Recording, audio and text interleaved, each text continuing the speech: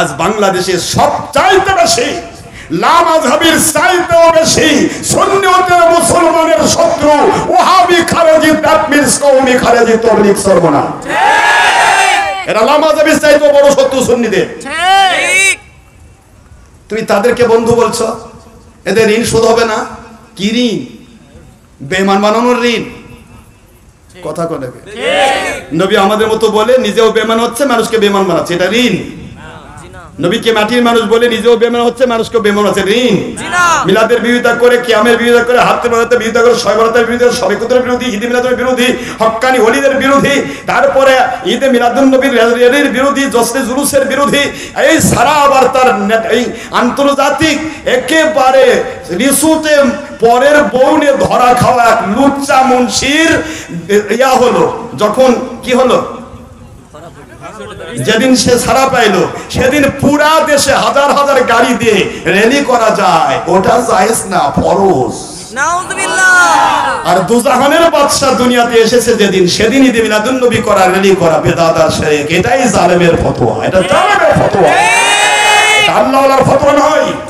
এটার নাম বলাৎকার বাহিনী, এটার নাম জেনা বাহিনী। ঘরে ঘরে জেনা হচ্ছে, ব্যভিচার হচ্ছে, মাদ্রাসায় মাদ্রাসায় ছাত্রদের সাথে বলাৎকার হচ্ছে, মসজিদের মধ্যে পুরুষে পুরুষে বলাৎকার বাহিনী। এরাই কেবলমাত্র সুন্নিয়তের হক্কানি ওলি আউলিয়া ডক্টর আশরাফ সিদ্দিকীর মতো আলেমদেরকে ভণ্ড করে।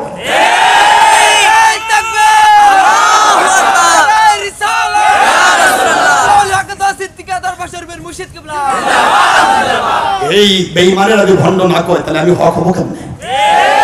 জানা শোনা হারাম কাজ, জানা শোনা নবীর দুশমনী, জানা শোনা নিজের ইচ্ছা মতো চলা, জানা শোনা নফসের গোলামি। কথায় কথায় রসুলকে ভালোবাসলেই তারা মাজার পূজারী, আর এরা হলো বিদেশি কাফেরদের টাকার পূজারী, নফসের পূজারী। কি আশ্চর্য! মাজার জিয়ারত করে সেটা পূজা হয়ে যায়, আর তোমরা মন্দিরে গিয়ে পাহারা দিচ্ছ, গীতা পড়তেছো, ওটা সুন্নতে ইবলিস। কথা বলে দে, কি আশ্চর্য! Astonished condition. সত্য বললেই বিপদ। মৃত্যু একদিন হবে, মুসলমান ভয় পাবেন? কয়দিন মৃত্যু হবে? কিয়ামত পর্যন্ত বাঁচার জন্য আসছেন? আমার হোসেন রাদিয়াল্লাহু আনহু, তিনি হলেন সমস্ত উম্মতের পুরুষের সর্দার জান্নাতে। তিনি মাত্র 72 জন মানুষ এজিদের হাজার হাজার টুপিওয়ালার বিরুদ্ধে যুদ্ধ করে জীবন দিয়ে দিলেন, কিন্তু আপোষ করলেন না। আর আপনি আমি কে গোলাম হয়ে নিজের জীবন বাঁচাবো? আসেন ভাই, আমাকে বাঁচান ভাই, আমি বিপদে আছি ভাই, তোমার 2 নম্বরই সব মেনে নেবো ভাই, তাও আমাকে বাঁচান ভাই। আমার আল্লাহকে কিন্তু তোর না আল্লাহ ওই হয়েছে রে, আমি কে? এক আল্লাহ ছাড়া দুনিয়ার কাউকে ভয় করা যায় না।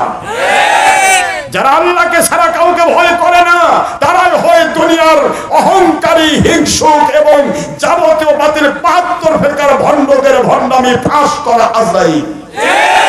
তাদেরকে তারা ভয় পায়। যারা আল্লাহকে ছাড়া দুনিয়ার কাউকে ভয় করে না, তাদেরকে বাতিল 72 আজরাইলের মতো ভয় পায়। বুঝতে পেরেছেন মুসলমান? এগুলি বুঝতে হবে। অহংকার নয়, হিংসা নয়, সত্য বলতে হবে, নিজে সত্যের উপর উঠতে হবে, অন্যকে সত্যের উপর উঠাতে হবে। ইমাম মাহদির নেতৃত্বে যদি সারা পৃথিবীতে হাইকোর্টে বায়াত, হাইকোর্টে দাওয়াত, হাইকোর্টে জিহাদ ভিত্তিক দেশ জাতি ইসলামের ক্ষতি মুক্ত উপকার যুক্ত খেলাফত আসবে ইনশাআল্লাহ। আর ওই খেলাফতের পক্ষে সৈনিক হওয়ার জন্য নিজেকে তৈরি করতে হবে ইনশাআল্লাহ। বলুন জোরে ইনশাআল্লাহ।